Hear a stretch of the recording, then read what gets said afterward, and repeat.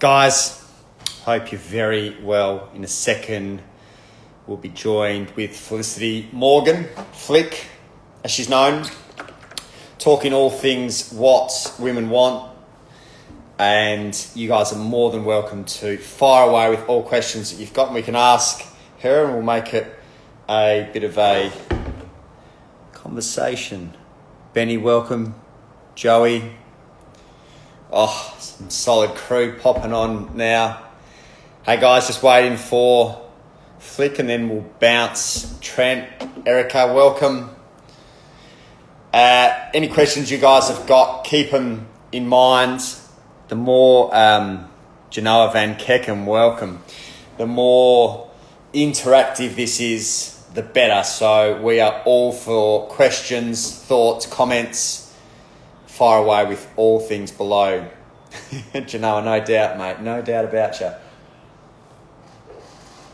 We'll just wait for Flick and then we will get on with all things. Kelly, Benny, Marnie, welcome. Flick should be here in a sec. Tommy Fellows. And then we will bounce into all things what women want. So, short story behind Flick. We haven't known each other for that long, but have done some work together. So she's got some amazing insights into all things relationships. And for those of you who have just jumped on, feel free to post any questions you've got. The more engagement you've got, the better. Dylan Ruse, welcome. Very late where you are, big guy. Very, very late. Very impressed that you're staying up till all hours for this interview. She should be on soon. We'll just wait and then we'll bounce into it. For those that are jumping on now, feel free. Feel free. Jason, here she is. She's going to request to join. Thank you, Dylan. Appreciate the kind words. And then we will... Flick, I think... Oh, here we go. All right. There we go.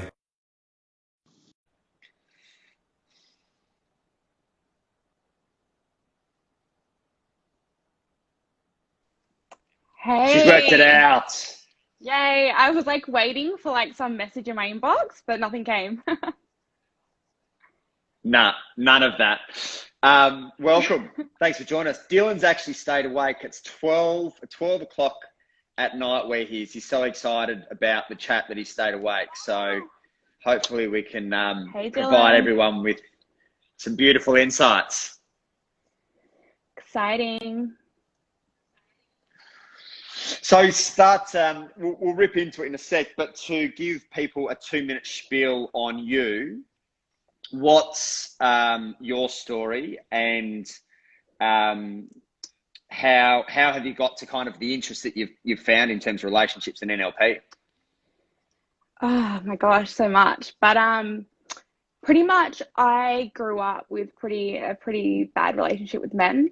So I had a very absent father, which then kind of led to me having a really unhealthy a relationship with kind of like how I felt about men. And then soon after that, kind of like it kind of showed up my relationships. I kept attracting quite toxic relationships and showing up that way. And it wasn't until that I was in a relationship that I really, really cared about. And I noticed that I was showing up in a way that was quite emasculating towards men as well.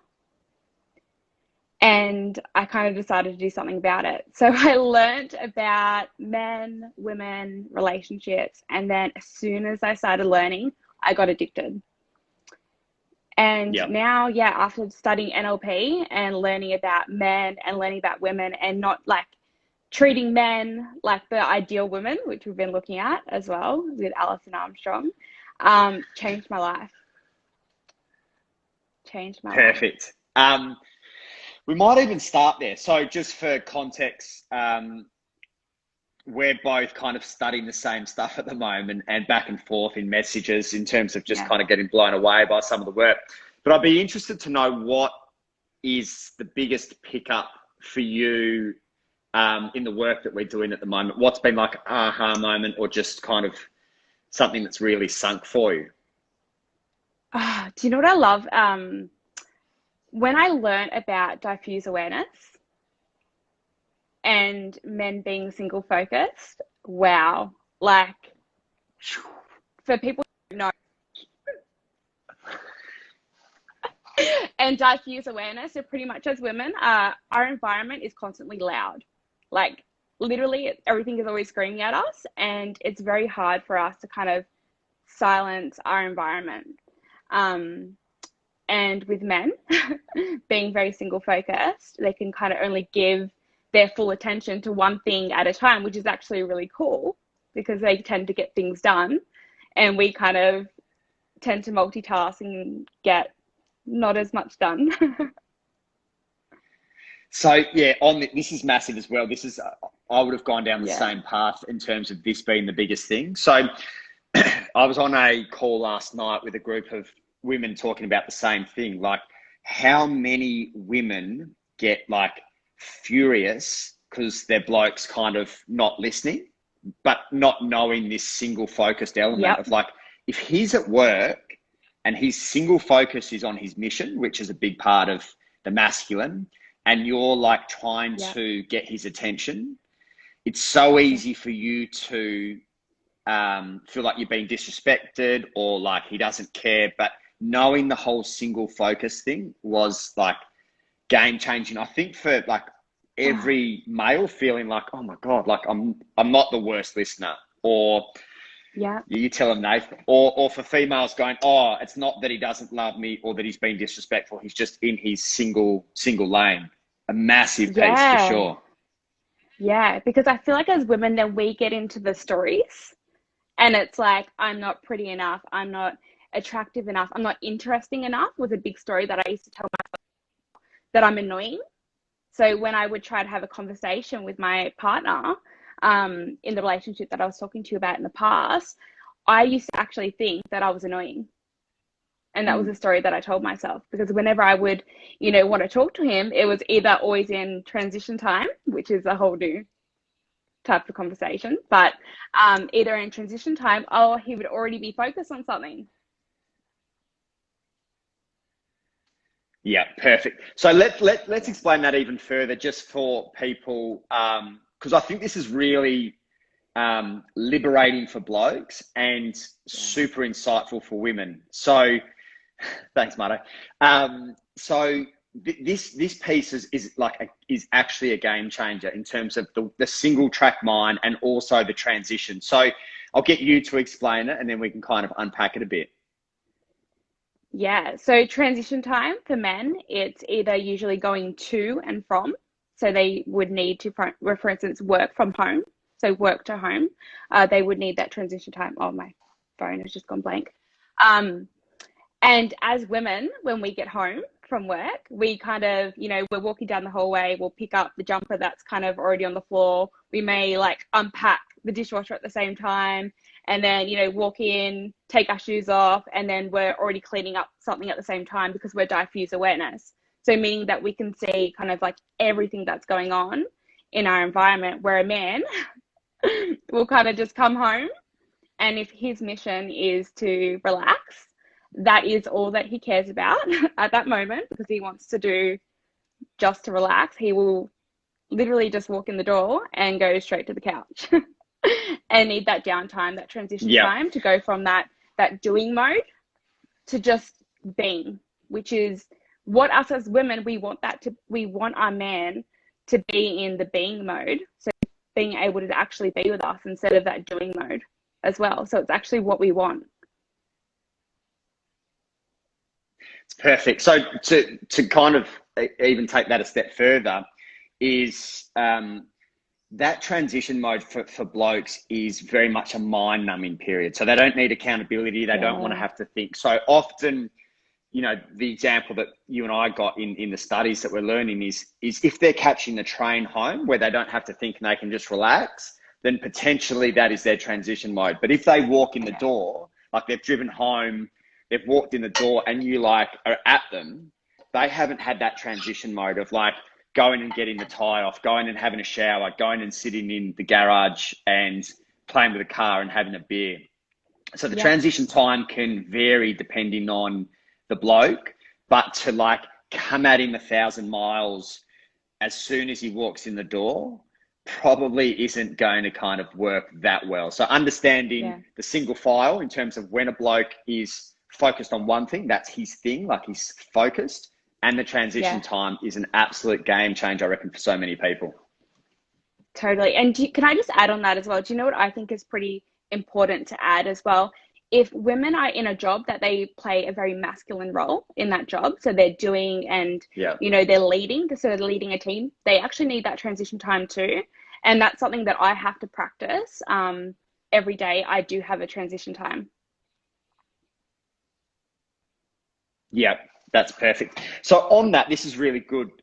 When it comes to the masculine and feminine and moving through different states or even archetypes, what do you do?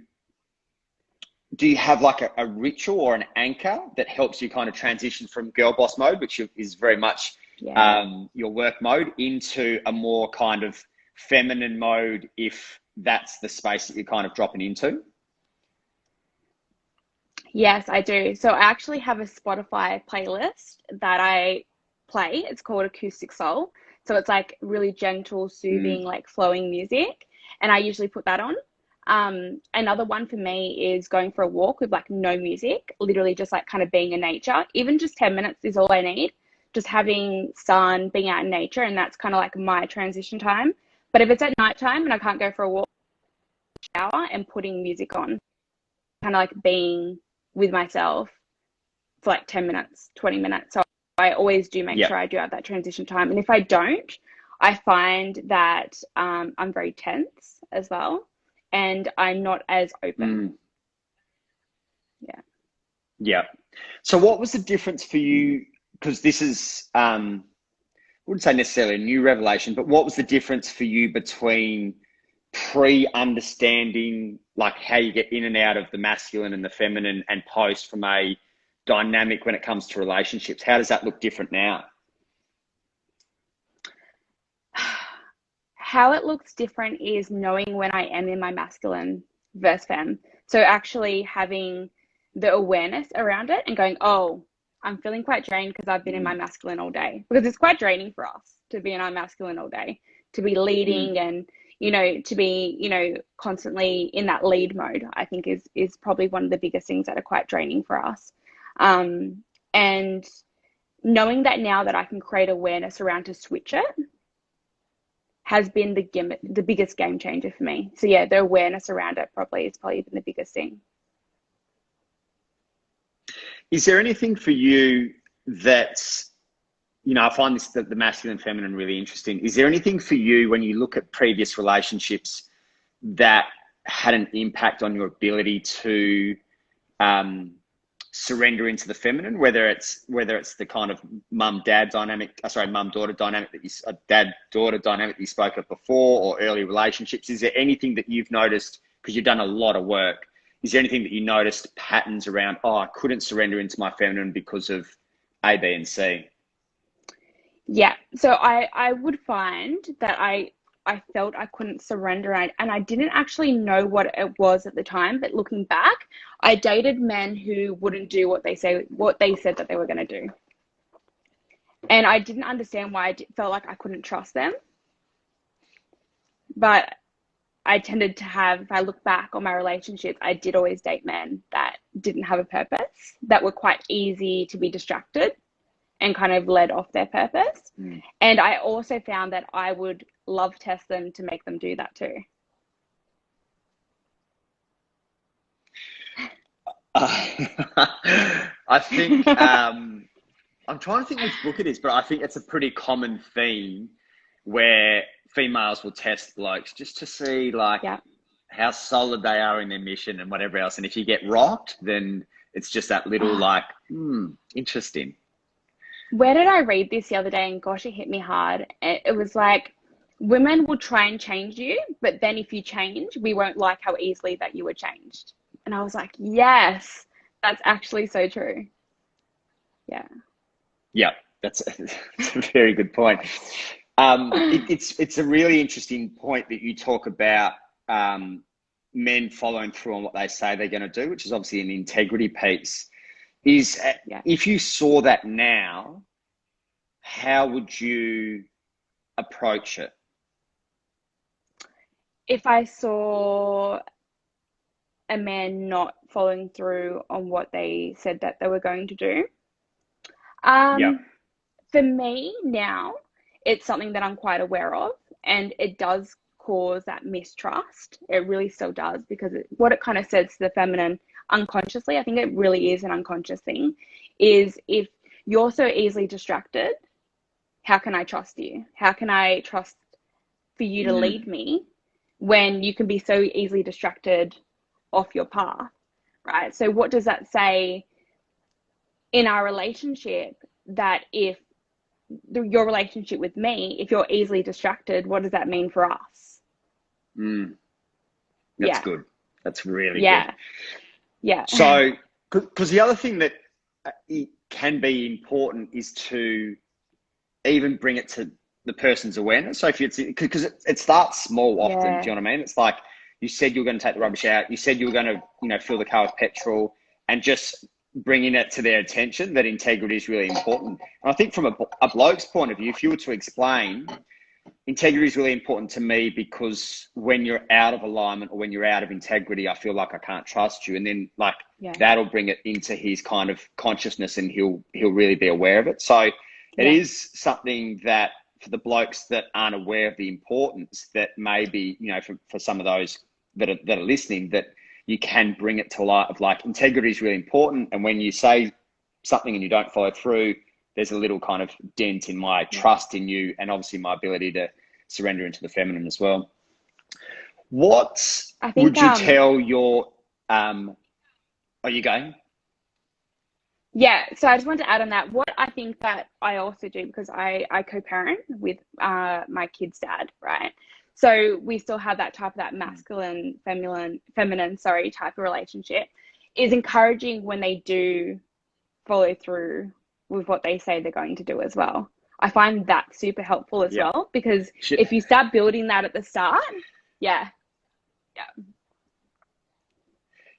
Can we go down that path now, Alison Armstrong? Because this is by far, for me, the biggest game changer that if the women that are on are going to take anything, it's what Felicity is about to talk about, which is how you frame things to essentially get what you want and empower the man to do it more often. So fire away. Let's go down that positive reinforcement line. Yeah.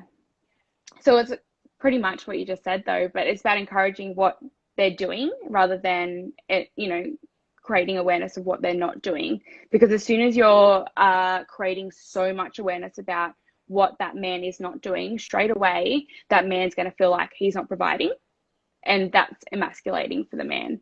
So if you're able to create that openness of always encouraging when they do something that is really important to you, you will find they'll go, oh, she really likes that. Yeah.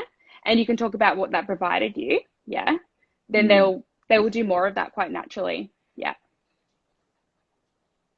So to give those guys that are on an example, we'll use the rubbish just for something super simple. Yeah. And there's a really big difference in terms of the language that you use and your ability to either feel like the man's castrated or emasculated or empowered. And obviously if he's empowered, he's going to want to do it more.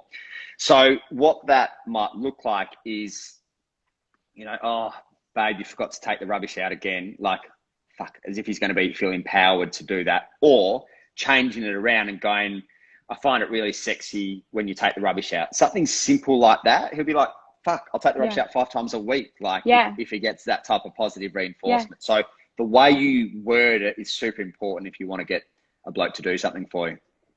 Yeah. Yeah. It provides me with a clean environment. It provides me with a way that my environment becomes a lot more quieter. So then I can chill on the couch with you and relax, and it's saying that as well. So knowing that they're going to get something out of it as well, I think is pretty cool as well. What's the biggest complaint you get from women about relationships?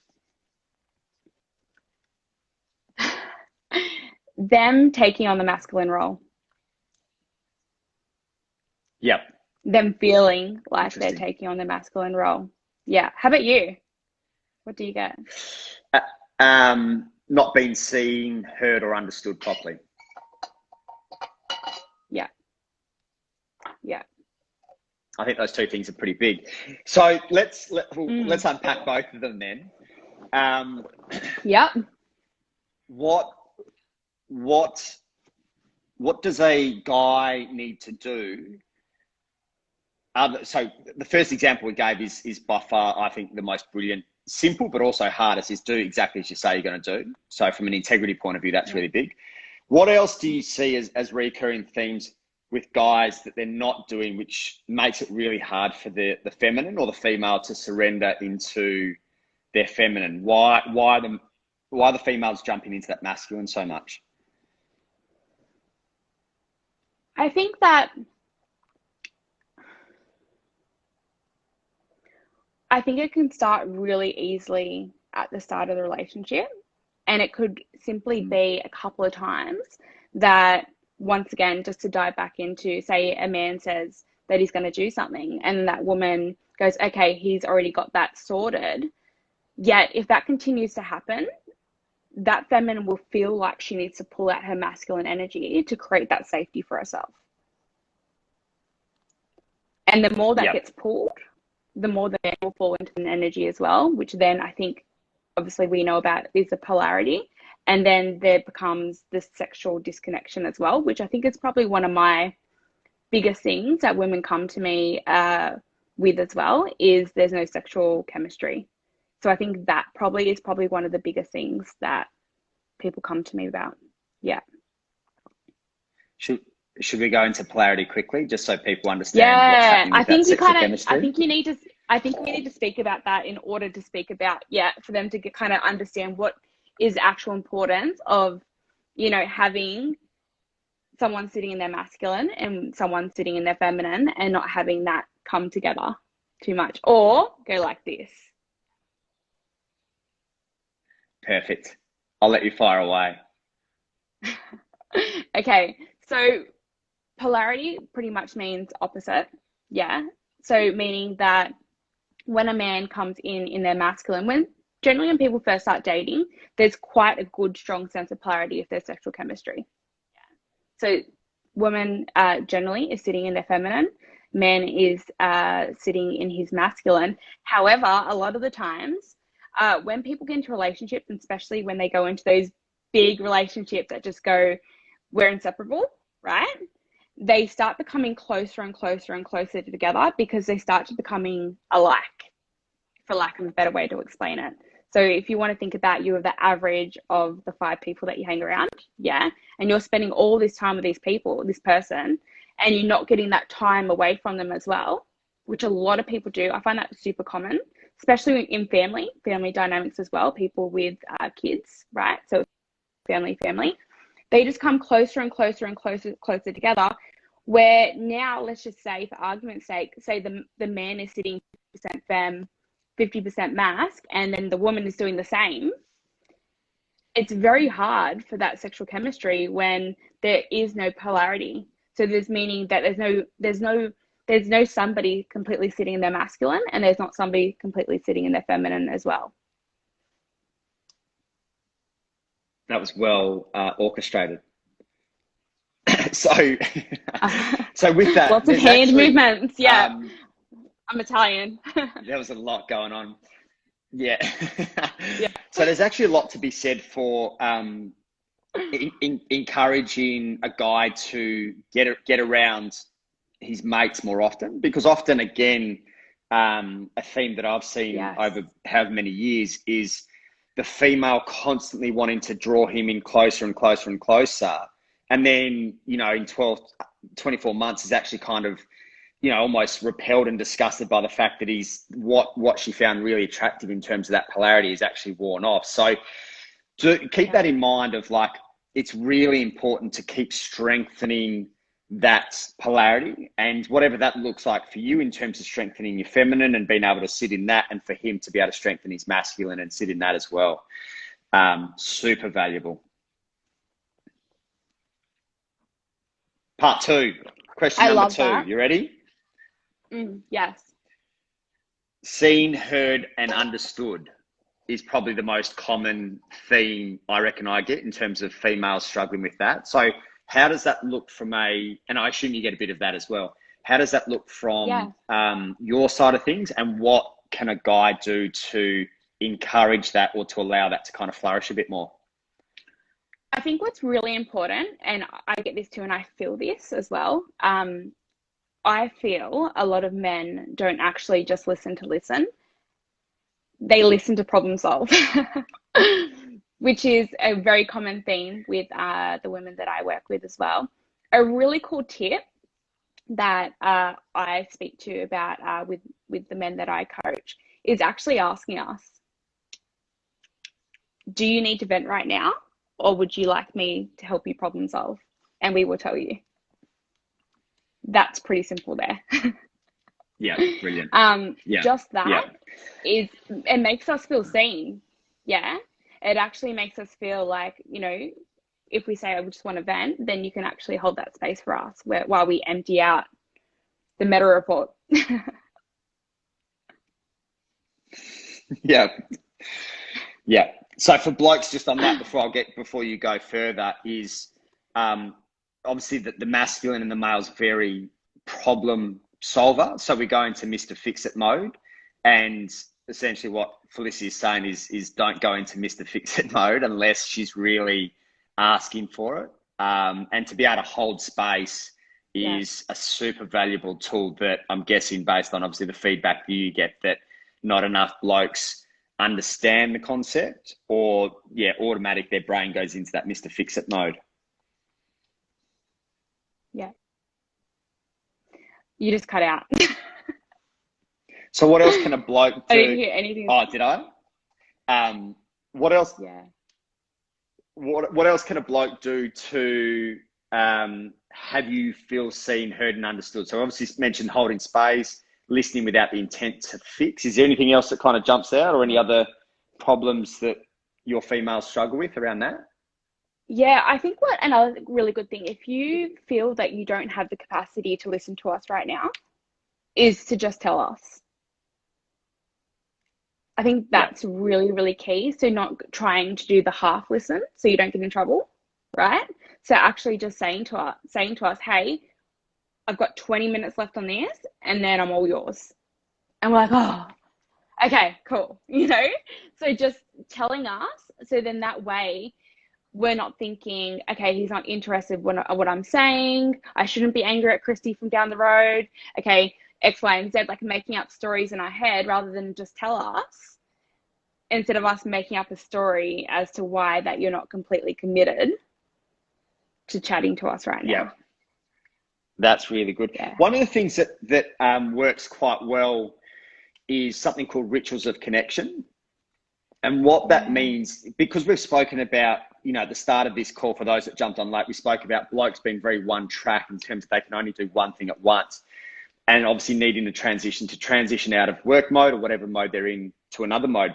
There's a thing called rituals of connection, where, exactly as it sounds, you create rituals around connection. So, for example, it might be that on Sunday you leave your phones at home and you go for an hour walk, and that's a chance to get like your undivided attention to talk about the relationship, whatever it might be. Or even at night, I know a couple who would shower together, and that was their time to actually communicate, because there was so much going on in their world. So, for those females that are listening, if you find yourself in that challenging situation where it's not like you can't get his attention properly, then creating rituals of connection where it's like, okay, can we, talk for 15 minutes once we put the kids down, or can we go for a walk for an hour on Sunday and just talk about us or me or you or the relationship, whatever it might be, just to ingrain that a little bit better so that he knows that he needs to be on. Because, again, nothing worse than a bloke that's half in, half out in terms of you getting like pissed that he's not properly in the conversation. Yeah. I love that. Yeah. Is there anything else that comes up in your coaching that you think is a reoccurring theme that, you know, females struggle with, or what you would like blokes to understand a bit better around relationships? I think another one that comes up, and I'm sure it comes up for you as well, is men losing themselves, which we kind of touched on before, but that feeling of, you know, not having that time with their mates, or not doing the stuff that they did prior to the relationship, is what women are speaking to me about. So it's something that is quite attractive for a female, is to see a guy that is committed to doing the things that he was committed to prior to in the relationship as well, so he doesn't lose himself.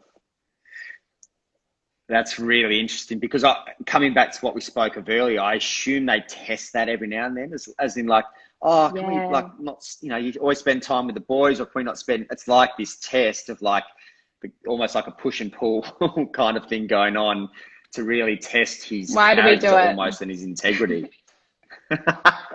Well, yeah. I assume you're testing his character and his integrity. Well, I can only assume that you're testing his character and integrity because deep down you want to feel safe. So you test it, and you either get this positive, I can still trust him, or he's just fallen out of integrity and character, just a little bit less trust in him now than I had 10 minutes ago. Yeah. And I think as women as well, when we first start dating a man, we try to find things that are kind of like red flags or threats as well. So we kind of try to find things that are unsafe. Yeah. So us love testing and testing your purpose to see how committed and on track you are is letting us know how much we can trust you. It's just an endless game of testing, isn't it, really, to be honest? Yeah. Yeah, brilliant. Yeah. I think as well, you know, one thing that you and I have spoken about. You go. Alison Armstrong speaks about this, about the human instinct. It's like if you want to go back to like, you know, the caveman days, it's like we're testing to make sure that you're able to protect and provide for us. So if you're not on your purpose, on your mission at all times, and not easily distracted by, you know, I don't know, you know, a glittery woman over from another tribe, and you're able to always be on track, you're able to hunt for us, right? And then be able to bring it back and provide for us. So I think that's why we also do it. It's very human instinct, ingrained. We do it very unconsciously as well. Yep. On that, I would say, from what I've seen, that blokes who are clearer on their purpose probably find it easier to stay on track. Yeah. Like if you've got a bloke, like if we come back to the masculine, feminine, the masculine's very much kind of purpose, mission based. And if he's not clear on that, or doesn't really kind of light his fire, then there's a good chance that he'll get distracted easier, for sure. Yeah. Yeah.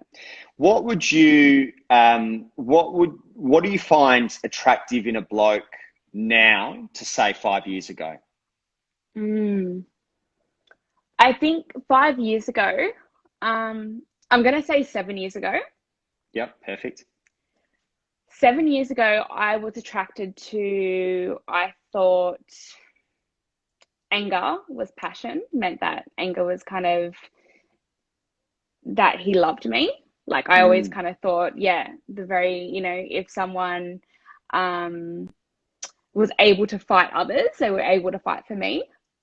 So always the guy who would kind of, stand up and, kind of get into fights, be quite destructive, X, Y, and Z.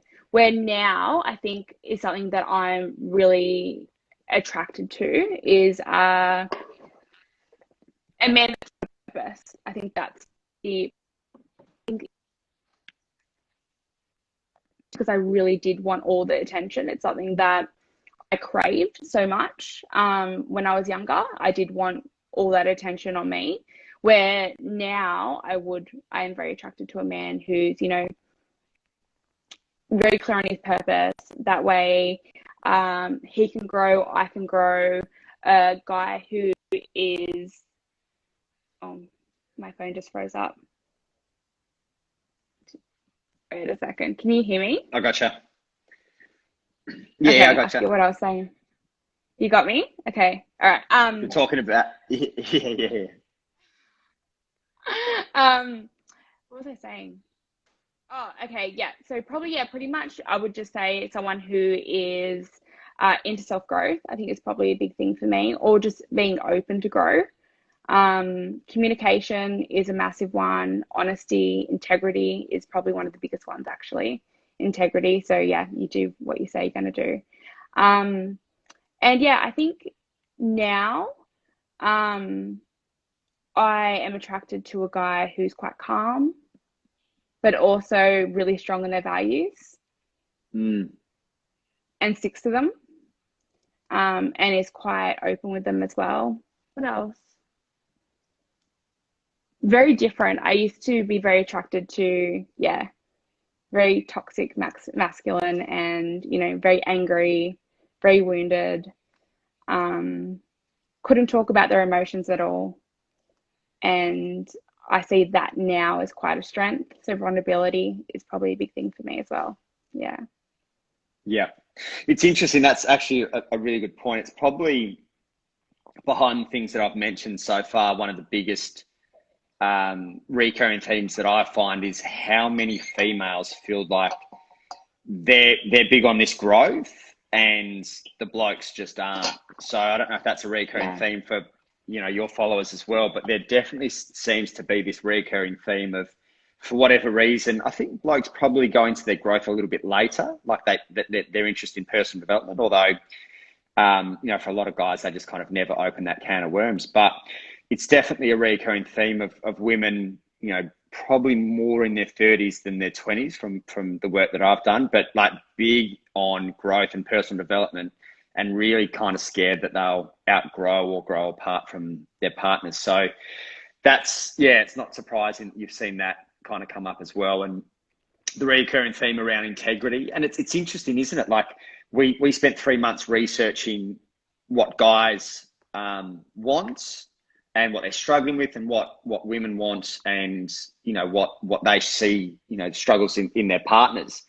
And, you know, this is, integrity was just like there time and time again as things that they're really attracted to. And I don't like, you know, it's such a fundamental, but you don't read about it that much, you know, in terms of all the magazines and stuff. Like the word integrity doesn't get used that much. And, you know, one of the real deterrents for most females, so if integrity was, you know, one thing they really wanted, the one thing that they felt really unattracted by was ego. And it just was, again, a reoccurring theme time and time again. So not stuff that you see kind of mainstream, but, you know, when we spent 3 months researching, it was just there everywhere to be seen, which was really interesting.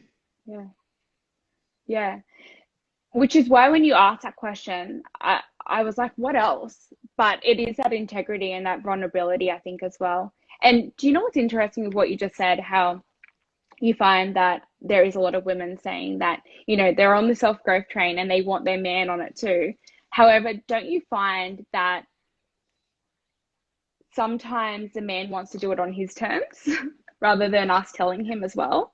Do you find that as well? I find that it's kind of way how we go about it. So rather than saying, you need to read this book and you need to research, you know, Esther Perel and you need to, you know, go follow this person on Instagram, rather than just showing up that way, which I think is super important, even if it's a man or a woman, whoever it is in any relationship. Instead of telling your partner what they need to do, is just showing up that way. And then they will naturally flow, I think, onto it as well.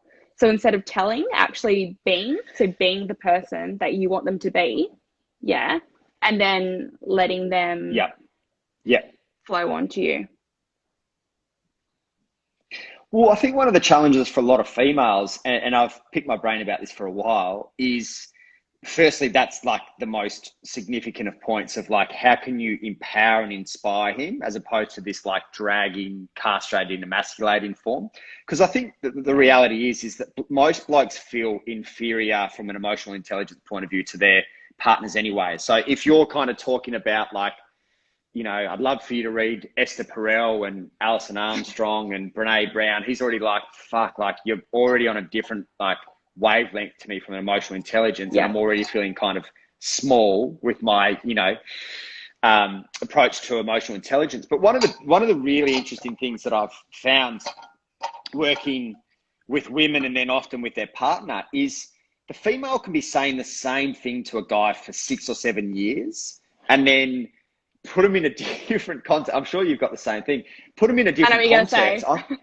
I could say it in the first 15 minutes and he'll be like, oh, mate, that's a really good idea. And she'll be like, I've been fucking telling him for the last 10 years.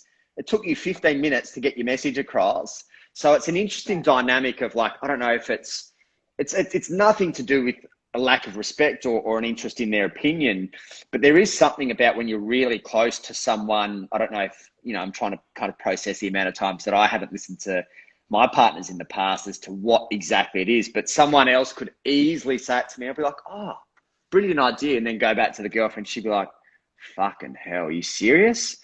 Yeah. So there's that piece to contend with as well. Oh my gosh. Yeah, I feel that.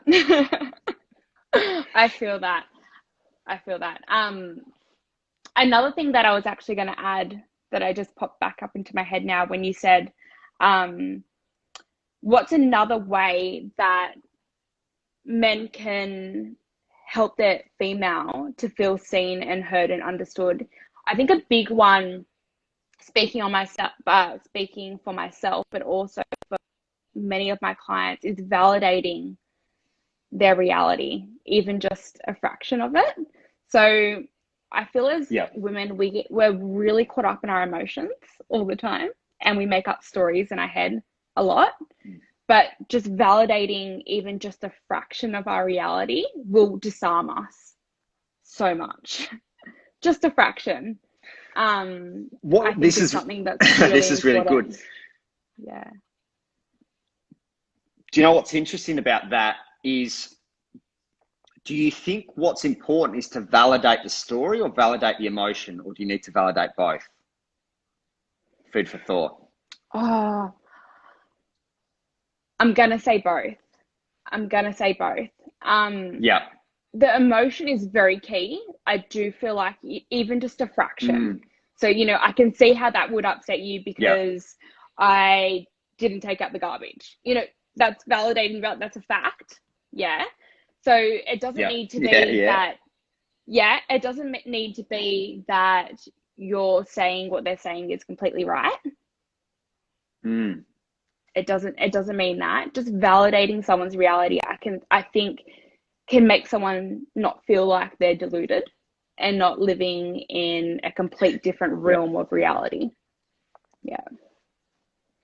Talking of delusion, great topic, segue.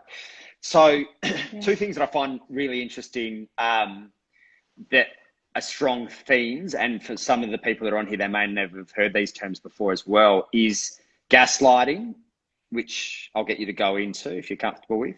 And one of the things that I think is really interesting is from a male point of view, to be able to, like the exact example you gave, to be able to sit somewhat in the fire to have your partner express themselves fully. Because if you look at generationally, and I think it goes back the whole way, is blokes have wanted to like control their partner. So to find females who are the fullest, most expressive version of themselves is actually kind of rare. So I find that dynamic really interesting as well. And that kind of ties in with what we were saying earlier around being seen, heard, and understood, to like, what does your fullest version and most expressive version look like? So talk me through gaslighting. Just cut out. Okay, you're loading. Okay, go. Oh, you there? You just spoke really, really fast. Like it was catching up. You know how it loads? Yeah. Gotcha. I was going to say, because gaslighting is such a common theme, I'll get you to go into a bit into gaslighting and how that shows up in relationships. Yeah, so I've just started reading a book on gaslighting. I haven't gotten too far into it. I actually found myself in a gaslighting relationship. I think I was well, I know I was doing it too. We both were. So when I was younger. So what that pretty much is, and it can look a few different ways, but it can make you feel like you can see a certain reality and that person will not validate anything in your reality, but also put it back on you. You could probably explain this a little bit more than me because I'm still like, have you read the book on gaslighting by Stephanie Sakras? No, I saw the one that you've got, and I've got it on my Kindle as well. So yeah, I've just started understanding because it shows up in so many different ways. So it's not just like how gaslighting shows up isn't just kind of one way. It's kind of what I'm understanding about it. There's like, 30, 40, 50 different ways that gaslighting can show up in a relationship. But it's pretty much what it feels like for me, and what I felt in my relationship in the past was not having my reality validated at all. So it made me feel like I was going crazy.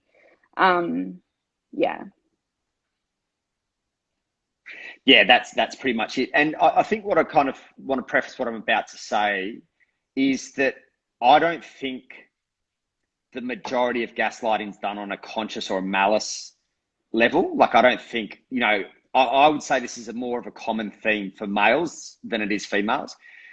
But I don't think they're aware of it until they understand the term and they're like, oh, fuck, like I do that often. But it's essentially, exactly as you say, is questioning another female's reality, their stories, like, oh, you don't need to be like that, questioning your emotions, shutting them down. And essentially,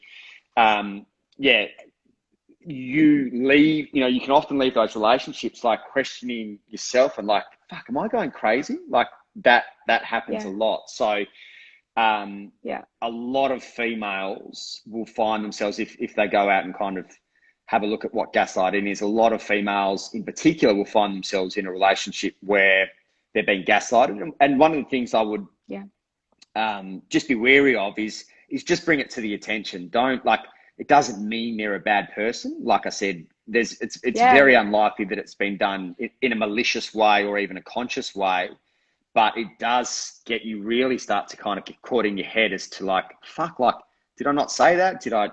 Am I going crazy? Are my emotions too big? And you really start to get into this spiral, which is super unhealthy. So check that out. And obviously Flick will have plenty to say about it as she keeps reading the book. Yeah, it's a lot to take. Yeah, it's good though. It's a lot. So yeah, the book is so Gaslighting by Stephanie Sakras. Yeah, good get. So we've got about 10 minutes left. What advice would you give to males or to females, depending what path you want to go down, in terms of relationships? So what you've seen, what's not working. I think part of the reason you and I are so invested in relationships is we look at the dynamic and go, like, 60% are entering in divorce. Of the 40% that are left, there's a lot of kind of inappropriate behavior going on, domestic violence. Like, there's very few that are really kind of happy and fulfilled in their relationship. So we're looking at the dynamic and going, some people could do with some more tools. But what do you see as some kind of fundamentals that you wish guys knew or even girls knew based on the work that you've done so far? I think probably the biggest thing that was the biggest game changer for me was learning, and there's so many resources online about feminine and masculine. Like, I don't know, for me, I find in every couple that I coach, there's always, most of the time, and I know that's a big of a universal quantifier to use, but most of the time, there is a shift of the masculine and feminine. So I would say that getting into that is pretty key. Learning about each other's love languages, massive. There's actually a really good book, I don't know who it's by, called The 5 Love Languages. It is a very, very good starter. Gary Chapman, maybe? No. Yep, I reckon I that's don't know. it. No, that's Yeah. yeah, Yeah. or yeah, it might be. Might be. Probably not. Yeah, yeah, So yeah, I think that is learning your partner's love languages. Learning and asking and talking about your partner's values, I think is really important as well, and actually understanding your own and what's important. If you are in a family, understanding what your values are as a family as well, for your kids, how you wanna be in the household, how you want to be as a parent. So getting on track with that and actually talking about what's important to you. I think those three things is just the biggest first step into working towards yeah. creating a really healthy relationship with your partner.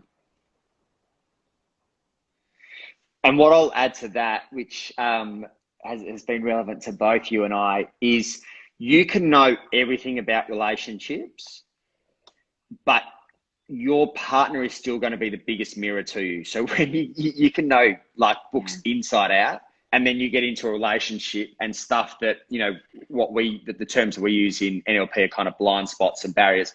There can be stuff that comes up in a relationship that you couldn't have prepared for because you couldn't see it, because they'll always mirror to you what's going on. So just be aware, you know, there's a lot of growth that comes in the relationship, especially if you kind of drop the ego and listen to what your partner's saying. There'll be a lot of stuff that you just couldn't have prepared from a textbook that comes up in the relationship as well. So be mindful of that. Yeah, what you just said is getting curious about what triggers you in your partner as well. That was probably one of my biggest learnings when I understood perception is projection. So meaning the essence of that is, so I remember in my last serious relationship, I would get super triggered when my partner would procrastinate.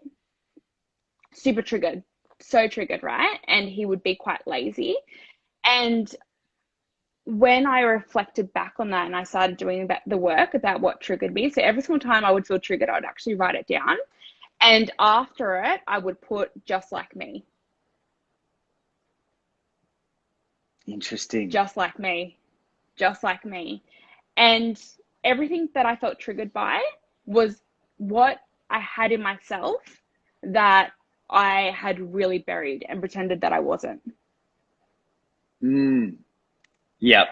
So do you want to go into a little bit of like shadow work just to round this out quickly? Do you feel comfortable kind of going there? Yeah. So when was it? Last week or the week before? A couple of weeks ago.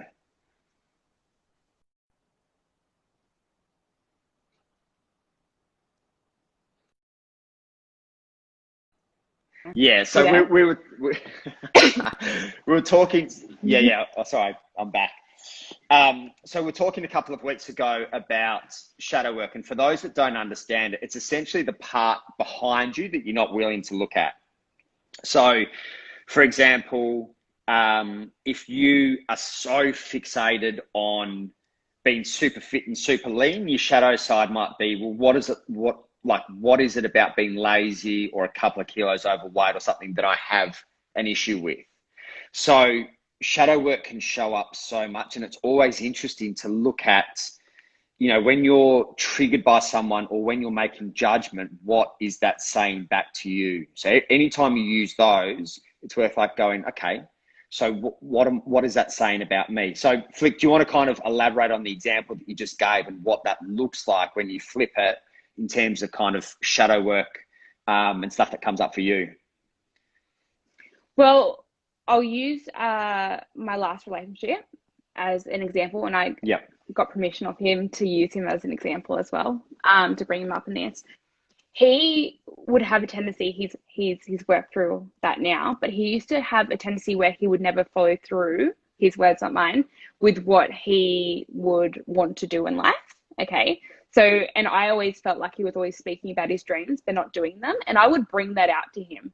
I would actually get quite triggered by that. And when I did, not knowing in this time, so this is 7 years ago, so I actually didn't know what shadow work was at the time.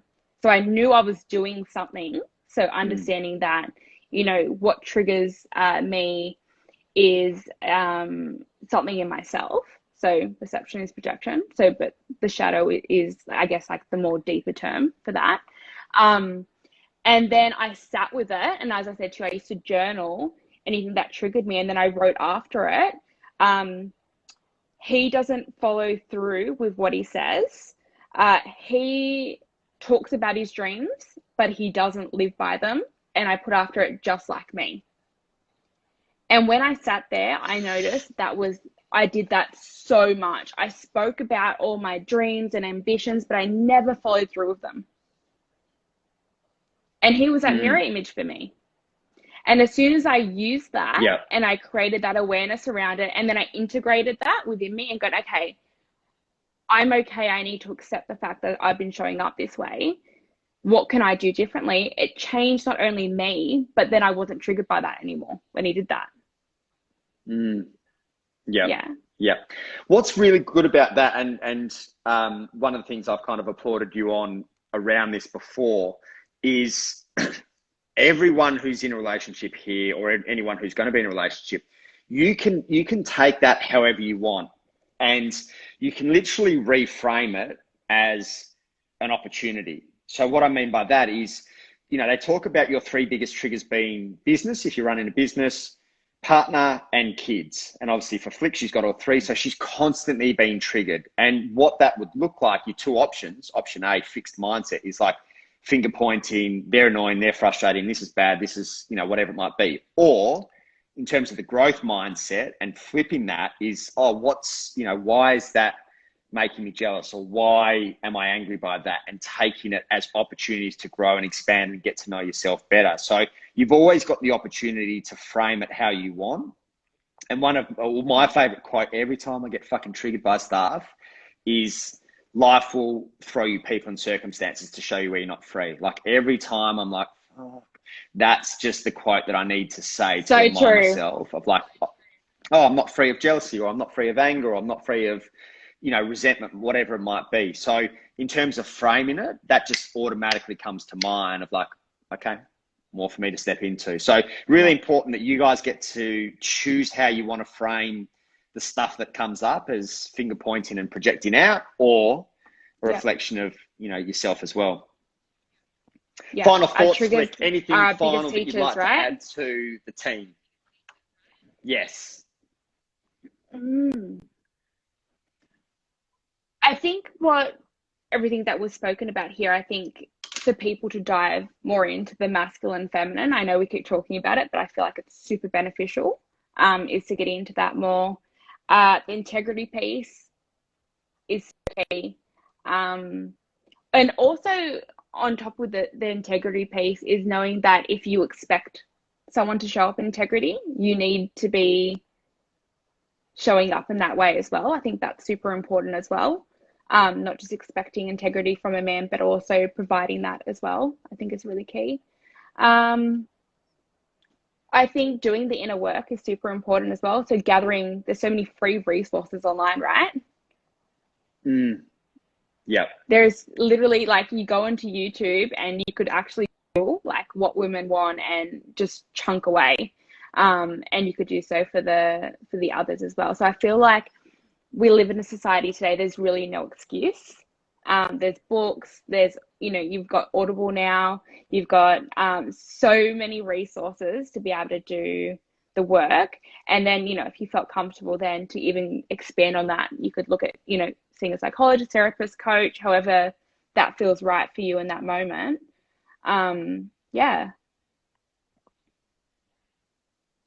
I love that. You've nailed it perfectly. And I've just got the reminder, like, on my phone coming up here, going, I've got 1 minute to go before they shut this down. So guys, that's perfect. For those who want to know more that are on our page, jump across to Flick. She's got plenty of goodness there.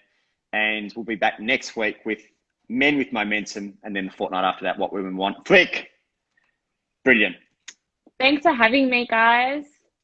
Loved it. Have a good night, guys.